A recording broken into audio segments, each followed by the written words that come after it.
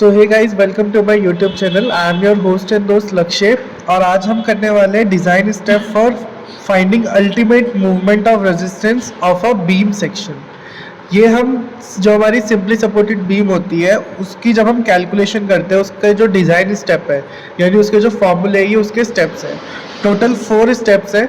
तो फर्स्ट है आपका, सबसे पहले आपको क्वेश्चन में गिवन होता है विड्थ, डेप्थ और उसके अंदर हमने कौन से ग्रेड का कंक्रीट और स्टील यूज करा है। क्लियर है। उसके बाद हमें सबसे पहले निकालना होता है neutral depth of neutral axis, जिसको हम एक्सयू भी बोलते हैं। तो एक्सयू का फॉर्मूला है 0.87 FY multiply AST divided by 0.36 FC के मल्टीप्लाई B। FY आपका कैरेक्टरिस्टिक स्ट्रेंथ ऑफ स्टील है, AST एरिया ऑफ स्टील है, FC के characteristic compressive strength of concrete है और B आपका विड्थ ऑफ बीम है। अब सेकेंड स्टेप है हमारा finding limiting depth of neutral axis, जिसको हम एक्सयू मैक्स बोलते हैं। सबसे पहले हमने एक्सयू निकाला, अब हम एक्सयू मैक्स निकालेंगे। एक्सयू मैक्स आपका ग्रेड ऑफ स्टील के अकॉर्डिंग निकलता है। अगर आपको क्वेश्चन में दे रखा है FE 250 तो आप FE 250 के अकॉर्डिंग एक्सयू मैक्स का फॉर्मूला लगाएंगे और निकालेंगे। जैसे कि अब हमारे पास यहाँ टेबल है, इसमें ग्रेड ऑफ स्टील दे रखे हैं, FY की वैल्यू दे रखी है और एक्सयू मैक्स का फॉर्मूला दे रखा है।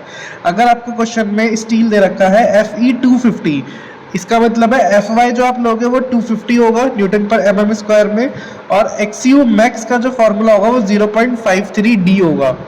अगर FE 415 है तो FY 415 न्यूटन पर mm स्क्वायर हो जाएगा और फॉर्मूला हो जाएगा एक्सयू मैक्स का 0.48D। नेक्स्ट FE 500 दे रखा है तो 500 न्यूटन पर mm स्क्वायर FY हो जाएगा और एक्सयू मैक्स का फॉर्मूला हो जाएगा 0.46D। तो एक्सयू मैक्स निकल जाएगा आपका इन फॉर्मूले से according to type of grade of steel. Third है, हमने एक्सयू और एक्सयू मैक्स निकाल लिया। अब हम इन दोनों के आंसर्स को कंपेयर करेंगे। कंपेयर करने के बाद हम निकालेंगे हमारी ये कौन सी बीम का सेक्शन है। अगर हमारा एक्सयू बराबर होता है एक्सयू मैक्स के तो बीम सेक्शन बैलेंस्ड हो जाएगा। अगर हमारा एक्सयू छोटा है और एक्सयू मैक्स बड़ा है तो बीम सेक्शन अंडर रिइंफोर्स्ड हो जाएगा। अगर एक्सयू बड़ा है और एक्सयू मैक्स छोटा है तो ओवर रिइंफोर्स्ड बीम सेक्शन हो जाएगा। क्लियर है गाइज, यहाँ से निकल जाएगा टाइप ऑफ बीम सेक्शन। अब हमारा फोर्थ स्टेप है,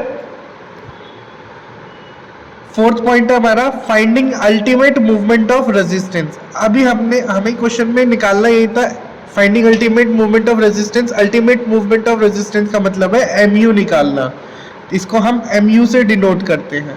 तो अगर हमारी खाली क्वेश्चन में फाइंडिंग अल्टीमेट मूवमेंट दे रखा है दैट मीन्स कि हमें सिर्फ जो हमारी अंडर इन्फोर्स्ड बीम सेक्शन है उसका MU निकालना है। बैलेंस्ड का MU नहीं निकलता, ना ओवर इन्फोर्स्ड बीम का निकलता, हमें खाली MU का निकालना है। तो MU का अगर अंडर इन्फोर्स्ड है तो उसका फॉर्मूला हो जाएगा T मल्टीप्लाई Z।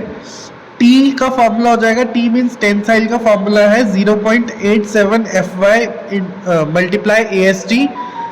ब्रैकेट में Z का फॉर्मूला है D माइनस 0.42 XU और यहाँ से हमारा निकल जाएगा MU। तो ये 4 स्टेप्स है हमारे